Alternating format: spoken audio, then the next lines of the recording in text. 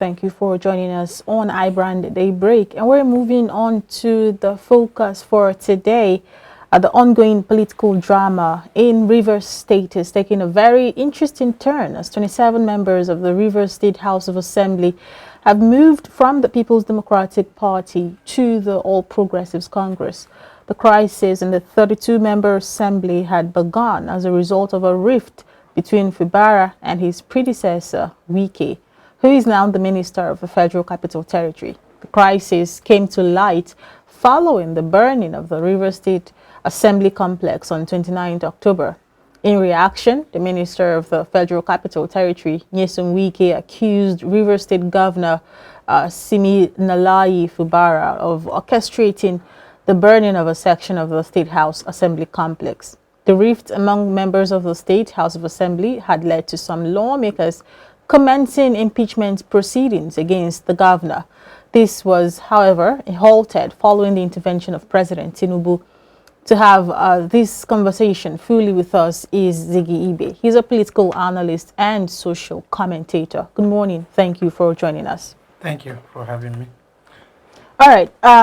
27 lawmakers in the Rivers State House of Assembly moved from the PDP to the APC. Of course, from the history of the whole back and forth going on in the government of Rivers State, especially between the governor, Asimi Fubara, and the former governor, Nyesom Wike, and the whole point of commencing an impeachment proceedings, would you say that what is happening right now is a continuation of the attempt to impeach Governor Simi?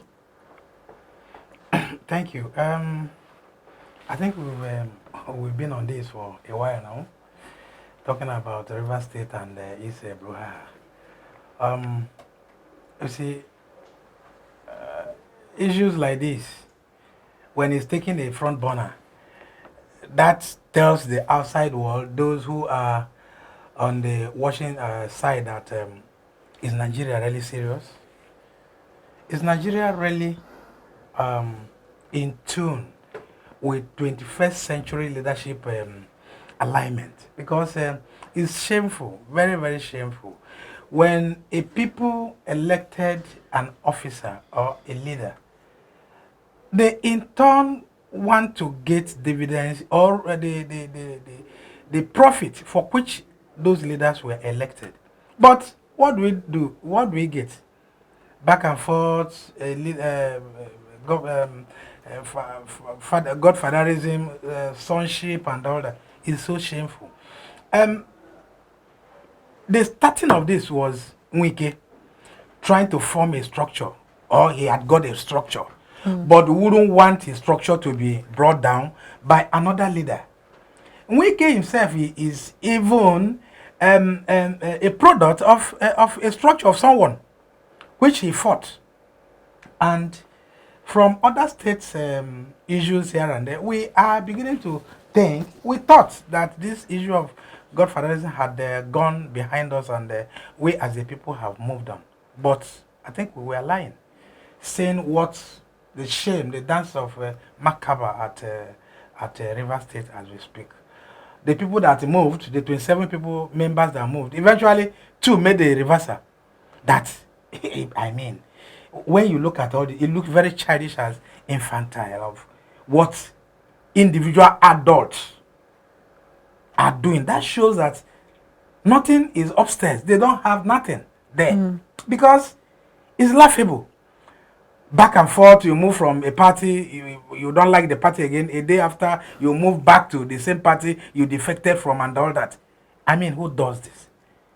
Can a sane person, can a sane country, can a good climb be involved in this kind of thing? But then, shamelessly, we are looking at all this and we are discussing it. But then, it's unfortunate. Fubara and then Wike are the 2 players here, trying to coerce the people who voted them into who they should believe. It's becoming a fight between the 2 elephants. But like I keep saying in so many fora, who suffer all this is the people. Because the governance for which they voted you in for is not being delivered to them. It is one day problem, the other day trouble, and Fubara himself, I'm sure, is not sitting on a cold chair as it is. He's on a hot seat every day trying to grapple with the Wike's supremacy and all that. And that is not nice.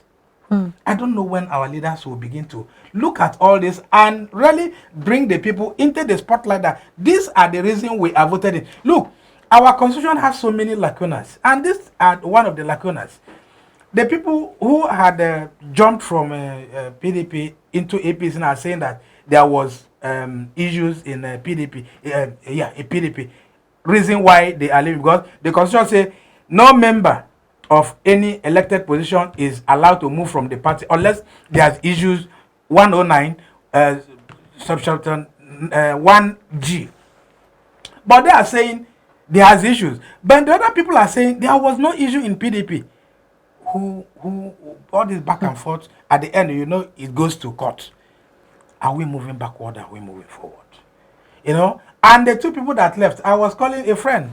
We were discussing. He's in Port Harcourt, and the people that moved out into APC now eventually reverted back to PDP. What was their thought? What were they thinking? Are we children here? When are we getting mature in this whole issue? When are we going to look at politics as a way or a route through which people can gain something from the government? It's becoming shameful. All right. I really appreciate the belly situation from you right about now, because this is you now being very blunt. Because I understand the fact that this is politics and not of governance. Why I'm saying this, because going by what you just said earlier, you've mentioned a whole lot of issues. People who are behaving like children. Kids, yeah. And this is not what we hope to see in a country that practices democracy. Now you're talking about Wike struggling with a structure, which of course is part of a structure that came into being. Now, what would you say about, because I just want you to also clarify this, because it's an allegation, of course, that some few weeks ago, Bola Ahmed Tinubu sent a stern warning to Wike, letting him know that he is not the governor of Rivers State. He is an appointee by him as the FCT minister. Meddling into issues that is not his might make him send him back to go and play local politics in Rivers State. Please, can you react to that, first of all? Nothing is in the realm of speculation again. Okay. Everything is in the open. All right. Wike is among the most fortunate Nigerians who happens to click into power for so many years. He had just concluded his 8 years. In fact, if by every rating, Wike is a third-term governor. Okay? By virtue of being a minister. Yeah, exactly. All right. But I should think Wike should consider himself as so being lucky and allow the son whom he take what is it called, River State deserve to rule the people. You cannot be a minister in Abuja and still having your tentacles in River State. You've done your bit, and from every judgment, from every situation, you have been adjudged to be a wonderful governor. So let the continuation of your work speak from where Fubara picks from, but he's not allowing it. Bola Ahmed Tinubu as a father should wade into this. Okay, that's expected of a father, to actually mediate between the two people who are having issues. And Wike should use his numbers as a matured person that, look, haven't governed successfully River State. And of course, we heard that he bought forms for all the people that are presently in leadership in River State. But that is not just enough. Fubara was in his cabinet. Okay, that Wike is having this, is lording over Fubara as we speak, doesn't make him a higher animal. Because from every indication of all he's doing, it shows that he is seeing Fubara as a lesser animal who's supposed to be subservient to him. But that is not right. All right, now, in leadership, everyone is equal. But then what brings out everyone who should know much about leadership is the activities, your realm of activities, your courage. What have you done? And being fair to him, he did well while being a governor of Rivers State. So, and a free hand was given to him even when he was having issue with Ameki. Wike himself is even a product of a structure. Okay, so at this point, Wike should know better. I don't think we are going to preach to Wike or begging him to step down or step low to allow Fubura become or rule over the people that have elected him. So it is absolutely condemnable. Good. Now, are you saying now that Tinubu playing a fatherly role in this case did not see ahead of time? Because he is a Democrat, of course. By virtue of his experience in politics, he should know who will be more concentrated on the job before he appointed him as a minister. He would not want to lose his grip. Of course. So why is this happening? Mark Beck says, just a moment. And what does this speak of governance? Especially considering the fact that he is the minister of the FCT. Are the FCT residents going to experience real governance, seeing what is happening right about now in Rivers State? Mark Beck said there is no act in human conception to know what the man conceives in the face of a man. So how on earth would Tinubu have known that Wike would want to loom larger than life itself? So there's no way. I've seen you. Your mind's conception as you speak, I wouldn't know it. Your action is what brings out the mind's conception. So there's no way Tinubu would have known that Wike would loom larger. But some persons are saying that was what Atiku Abubakar saw earlier, and he dodged the bomb. Well, the issue remains that PDP has their own in-house issues. And giving that to Wike, who the kind of typical person he scattered the whole arrangement. But we are not going to discuss about that because it's a party affair. All right. But as we speak, we are talking about governance, deliverances to the people who elected you. So Wike, being a minister in Abuja, should concentrate on his job because his job requires so much energy. He needs much energy to be exerted and deliver the deliverance of democracy to the people. Then allow Fubura, same. Because Fubura needs all the concentrations in the whole world to be able to decide on what the people want and be able to protect the lives and properties of the people. All right. So we just shouldn't intervene. And I must say it here very quickly that Wike must know that Fubura doesn't need him as much as Wike needs Fubura. Because Wike's hometown is still Rivers State. And he has taken a journey out of Rivers State. So, of course, if he should continue in this, he's going to have it hotter in Rivers State. Because one day he will come back. And when he comes back, he will meet Fubura on the seat. And Fubura would definitely dole out his comments for him. All right. In your earlier submission, you did mention that the only time it is allowed for a sitting lawmaker to move from one political party to another is if they are able to cite and prove that there are issues, problems. The PDP has asked INEC to conduct new elections and declare, those seats, the lawmakers who vacated, declare those seats vacant because according to them, subsection 109, section 109, subsection 1D says once you leave political parties that brought you into office, the seat is declared vacant.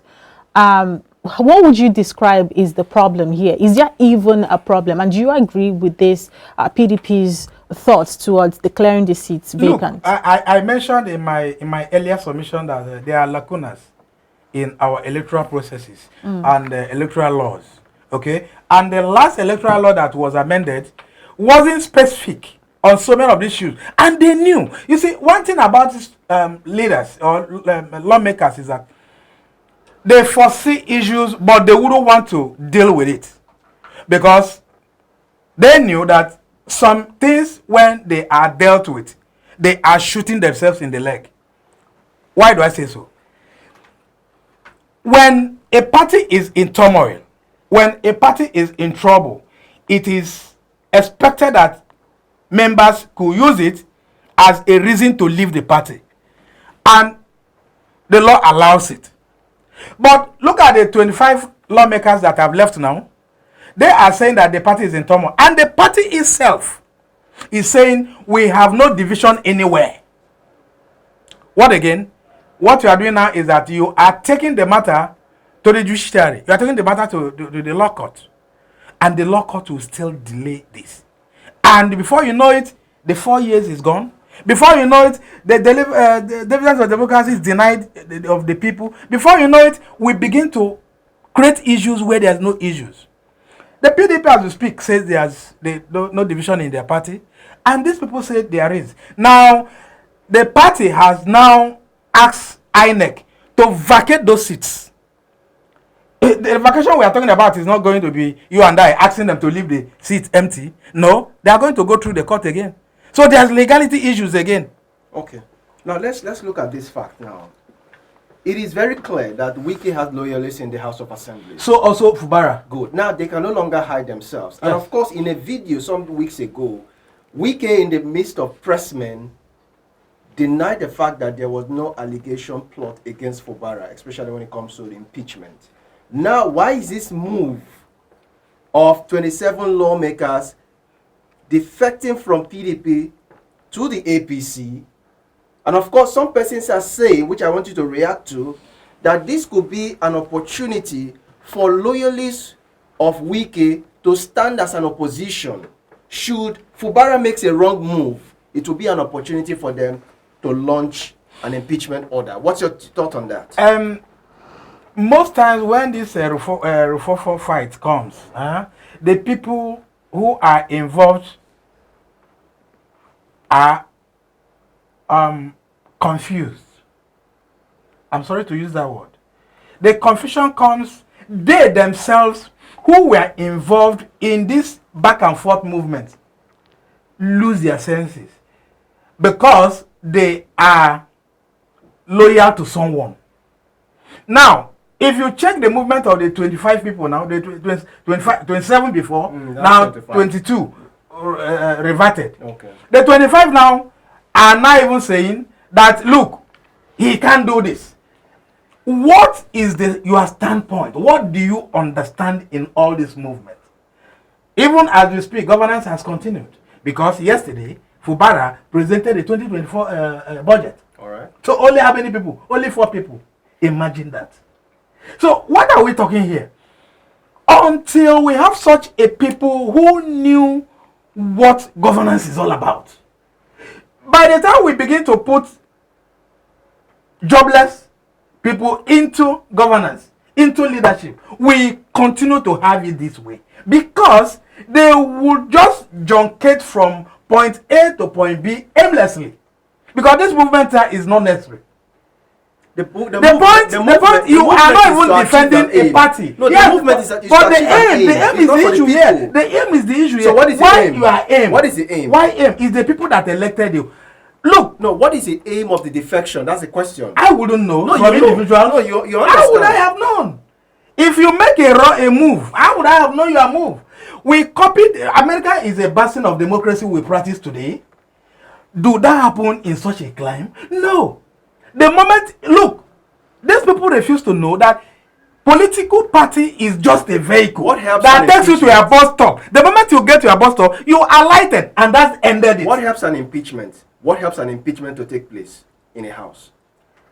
Impeachment is when the groups How many to third. Good. So when that move, so to speak, is made, what is it? What's the pointer? One would gravitate. No, let me tell you. One would actually naturally gravitate to believing that what these people are building up to is to terminate Fubara's tenure. Does that seem clear? Oh, but that's every indication. Every but the issue remains that each time you look at these indices, political parties are buses that takes you to your destination, that takes you to your bus stop.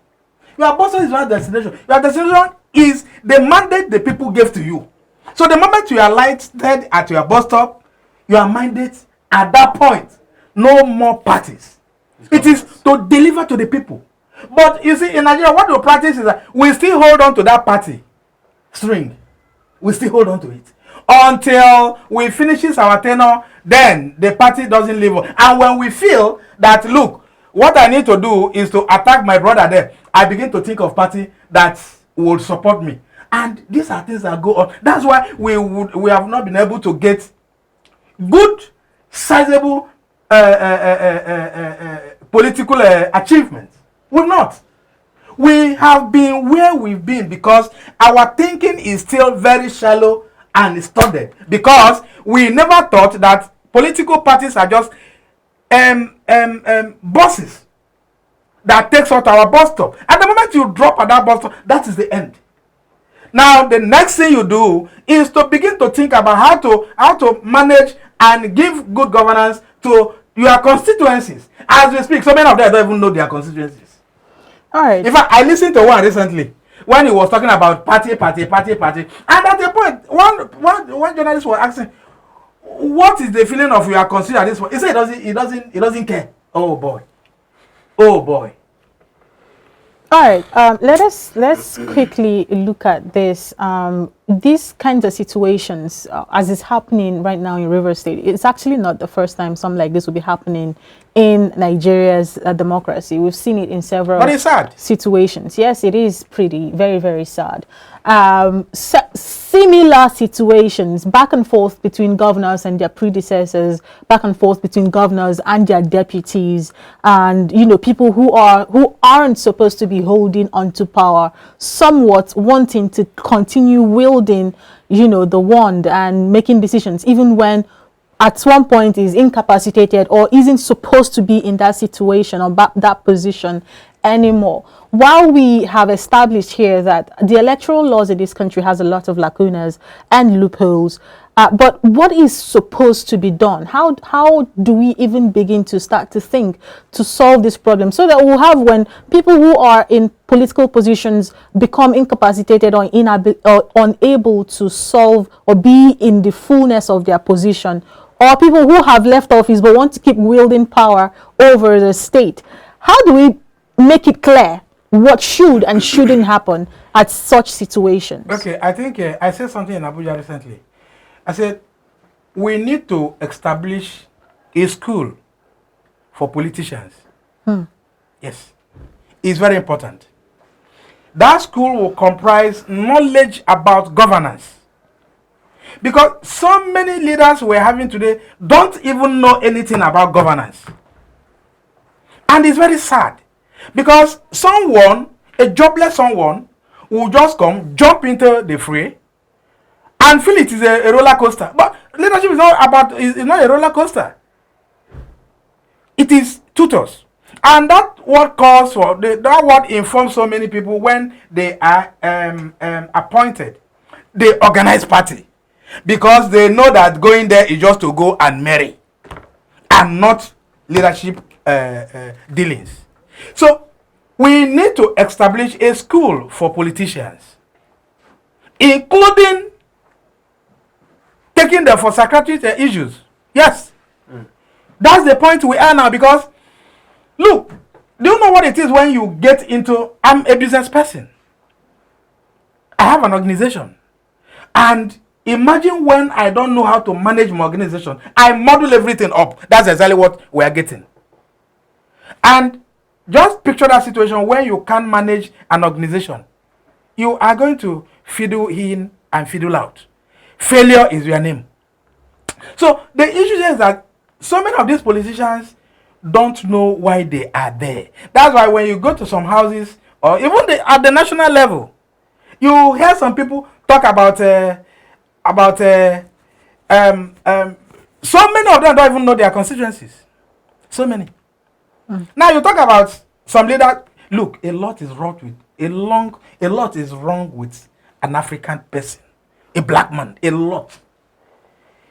Each time on my own quiet time, in my pensive mood, I try to think about political issues in the country. It wakes me, because if you watch the trajectory of so many of these leaders, it makes one cry. Because they don't know anything about leadership. They don't know in fact, they don't even know why they are being elected. They don't even know why they are there. They don't care about the people. But politics is about the people. It's about delivering the democracy to the deliverance of democracy to the people. And politics is about giving your constituents that which they lack. Because why is it devolved to the grassroots? Those are the lower rung of the ladder politically don't have that voice. So now we have 3 tiers of government.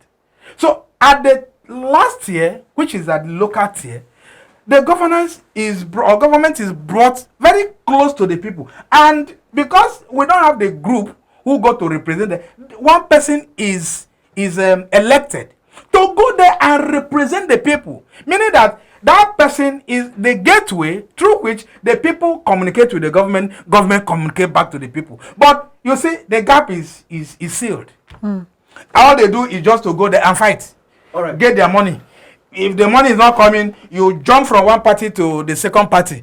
Oh God. So when you said earlier that, especially in the case of Rivers State, we have a governor who bought tickets for all the political office holders there as we speak. Right. Wike bought. Let's be specific. All right. So Wike bought. We read and he has agreed that he bought.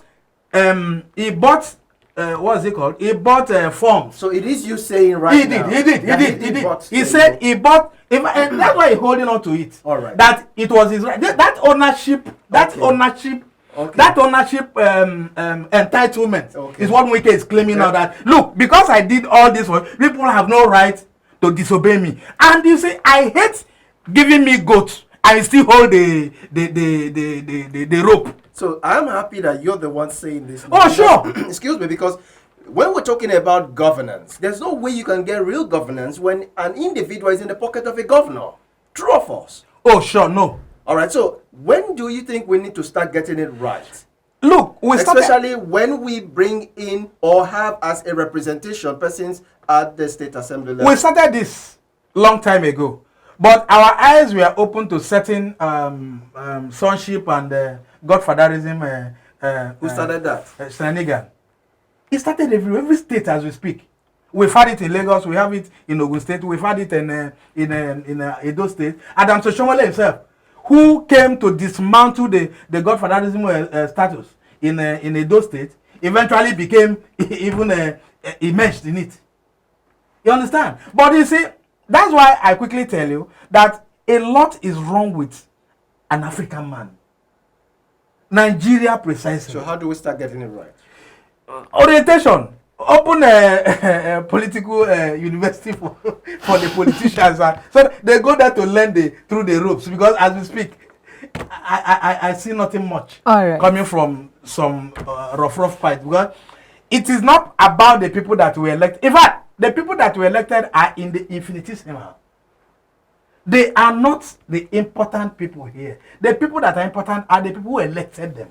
Because they are saying, go there and represent us, then bring us word from there, and you take our word back to the government. And that's just what governance is all about. All right. Our time is far spent. It is an unfolding story from the demolition of the House of Assembly in Rivers State. It will continue to unfold. It's about to be a very interesting couple of days in the leadership of Rivers State. Okay, but do you know what? Fubara, initial time, he didn't know what he has as a power. And a governor wields a lot of powers in Nigerian political status quo. A governor possesses so much humongous power. Fubara didn't know earlier. So he was treading softly until this later time. You see, he has woken up. Just on a lighter note, before my colleague wraps up the show. Yes. But some persons are saying never underestimate a quiet person. That's just what I want to drop. Oh, that's Fubara for you. That's Fubara for you. So Fubara has woken up. Yeah, like I said, it's about to be a very interesting couple of days. And as it unfolds in Rivers State, we'll continue to bring you all the updates. Thank you so much, Siggy, for coming on the show. Thank you so much. We appreciate your time. The school must be open. iBrand, they break while we wait for the School of Leadership to open up for Nigerian politicians. Okay, bringing you burning issues to have conversations about after this timeout. Stay with us.